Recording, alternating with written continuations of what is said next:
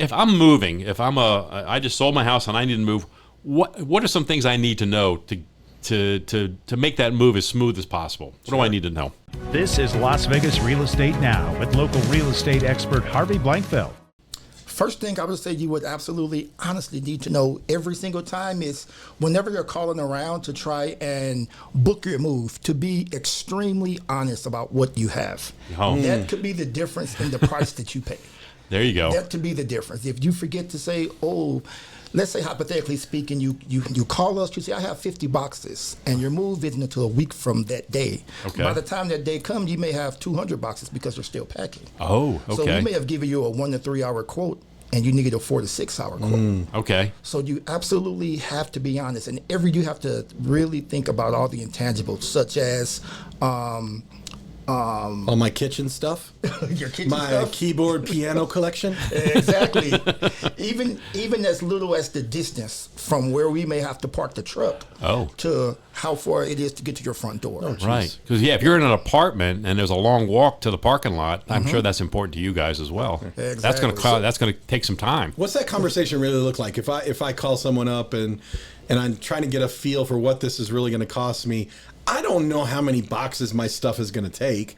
How can we translate this? Can I tell you, hey, my house is about 2,000 square feet. I have 3 bedrooms. Can I start in that place? Is that useful, or how do people work that out? Yes, you can actually start with the square feet and how many bedrooms you have, how many rooms in general. Yeah. And we can just gauge off exactly how many rooms you tell us. If you tell us you have 4 bedrooms, more than likely we'll automatically assume they're all full. Yes. That way, when we quote you, more than likely it's not going to, it'll maybe a little bit less if you have more than a full room. Gotcha. Is there a downside, and I'm sorry, Harvey, but is there a downside for me telling you too much? Is that okay? Can I say, you know what, treat it like a 4-bedroom because I may have some extra stuff, or I have 2 bedrooms that has nothing in it, just some furniture. Like, is it okay to go too high and then come down at the end? Does that work out? Yes, John, there's never a downside of giving too much information. Okay. Yeah. So like John said, so I tell you I got 4 bedrooms, and you come and you give us an estimate of 6.5 hours or 7 hours or whatever. You do it by the hour, or half hour, or is it an hour? By the hour. By the hour. Okay, so you say it's going to be 6 hours, but it turns out you're done in 4. Is that possible that we would get a reduction in the amount of money we pay, or are we still? You're committed to the 6? Am I committed to the 6? No, sir. Well, you're charged hourly. So if we give you a 4 to 6 hour window and the job goes 4 hours, you only have to pay for the 4 hours. Okay, good. So there is a range that we can work out. Yes. So we can talk ahead of time. Say, hey, you say, Harvey, it looks like your job's gonna be 4 to 6 hours. It ends up being 5. I get charged 5 hours. Correct. Okay. All right, let me poke at that one level further, which is, if I tell you it's 8 and it ends up being 4 hours, is that a problem? No, that's not a problem at all. Okay. Our CSRs might not be too happy because they're paid on accuracy. They might not be Indeed. too happy about it. Yeah, see, and I'm looking at it from his perspective, saying, "Gee, you told me 8 hours now, and now my guys don't have any work for 4 hours." I agree with that idea. So I think there right? would have to be some kind I just of. want to know what my exposure is going to be. Yeah, I think it's a valid question. I think it was a great question. What kind of prep do you want a person who's moving? What kind of prep do you want them to do to make your job efficient? What do you expect to find when you get to that house? What's the best way to find that house? Well, if they hadn't already arranged for a pack and move, you know what I mean? They should be like real specific about it. You know what I mean? Because if they didn't arrange for a pack and move and we show up to their house and there's still loose stuff all over their dressers, loose stuff all over the countertops, and they expect us to take it, I'm like, well, what do you want us to do with this? You know? Yeah. And then they just bust out a big box full of bags. But hey, just get rid of it for me. And it was like, That's a problem. Yeah. It kind of is. But you know what I mean? Like I said, I always smile and I do everything I do with pride. And we have this grammar rule.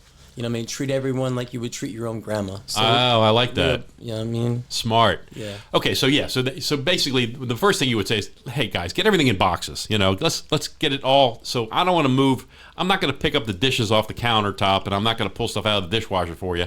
I need everything wrapped in boxes. And honestly, If it's breakable, make sure it's got either bubble wrap or newspaper, something around it, so it's not gonna. So when I pick that box up, we're not gonna hear everything clink together, right? Yes. Yeah, please. Has that happened to you? I've had them just bag up glass bottles and plates in a plastic black bag. Oh my goodness. So I'm like you almost put me in a position where I got to get a release of liability. If anything breaks, it's not properly taken care of or covered. Right. So we're not responsible for that. I got it. Okay. So then I guess the other thing is that I wanted to ask you, Chris, is that when someone's looking for a mover, what kind of questions should they be asking that mover? What's the things that they need to be checking with you? If they're shopping, say they're shopping you guys, 2 men in a truck against, Joe's moving company, what are the questions they need to be asking you and Joe's? What's the questions you think they should be asking you? Well, like I said, with me, I'm like, I do everything I do with pride and I guess, smile and cleaned up, Mm-hmm. and, a lot of the customers and people, they could tell if somebody's serious, if they really want to be there. Taking pride in your work. Taking pride in your work. Yeah. So, Yeah. And Marcus, what would you say that they need to ask you? What would the questions you would expect somebody to ask of you to make sure that you're the right choice for them? First off, if they are insured and bonded, Oh, sure. if they go through thorough background checks with the movers and drivers, Like John had asked, yeah. yeah, they should double check and make sure that we're properly trained. Mm-hmm. Those are the first three that jumps out to me like right off the bat. Right. And then if they're really serious about it, drive into the office and just to say, hey, I was looking for a move and get a visual of the place. You know what? Get a visual of the company that you may be using. That'll tell you a lot. Just That's by a looking great at the building. idea. I like that. Yeah, pay a visit. Mm-hmm. Yeah, because then you're going to see how they run things, how well organized you might be, or otherwise. Okay, these are great, and I think it was important to mention too, also that you guys don't just do local, but you'll take people elsewhere. Yes. Okay, but you were just going to bring up something else about that, or is that? No, that's about right. Okay, Yeah. very good. So Chris, I'd love to hear from you. Maybe an example of. You talked about one example, somebody going and bagging up all their glassware. That's kind of a silly thing. Are there other examples of issues that you've come up with when people are getting ready to move that are not prepared, or what is the biggest issue you find? Maybe that gee, guys, I need you to listen to me about this. Be prepared for the move. This is the one thing I think is most important. I mean, just kind of have it organized somewhat, like it doesn't have to be perfect, because a lot of customers we come across, they're not prepared. They got a lot going on. It's the last minute move. They got to get out. Sure. So, so we kind of respect that and just work with them. We're flexible. But, yeah. I've had houses where I went into, I'm climbing over toys and slipping on things, and I'm like, they expect us to, get to that bed, and it's like, you can't even see the bed, it's not. Have it kind of somewhat, even if it's pushed to the side. And they need help bagging it up. Okay. Just out of the way, so it's not a tripping hazard. Gotcha. Yeah. I'm thinking about myself, and I'm thinking if I'm going to move, there's some things that I'm going to be concerned with. Number one is that when I'm boxing stuff up, I want to make sure that box gets to the right spot in the new place. Mm-hmm. So maybe labeling is probably, I would bet that's a challenge sometimes too. And when I'm labeling, and I don't want to label it as though it's sitting in this house. I want to label it for where it's going, not where it's coming from. Exactly. But where it's going, right? Because if I say, well, this is bedroom 2 here, but I know it's going to be bedroom 4 there, or this is from the family room here, but it's going to be the living room there, I need to make sure I'm careful thinking about what boxes go where, right? Yeah, I'm real thorough about that when it comes to that. And plus we have this thing where whoever boxes it and packs that day, of us 3 employees or whoever's on the pack, we initial it at the end. So if you ever have a question, it can come back to that person. Oh, good. And if they needed some kind of better example on how to wrap it and stuff, if something were to break, then we pull them up on it. We pretty much didn't tell them you got to wrap it like this. Okay, good. So yeah, to me, there's so much into preparation. Making the move itself. I don't want to diminish the impact of that because I know it's a lot, and you guys are professionals at this and you know how to do it.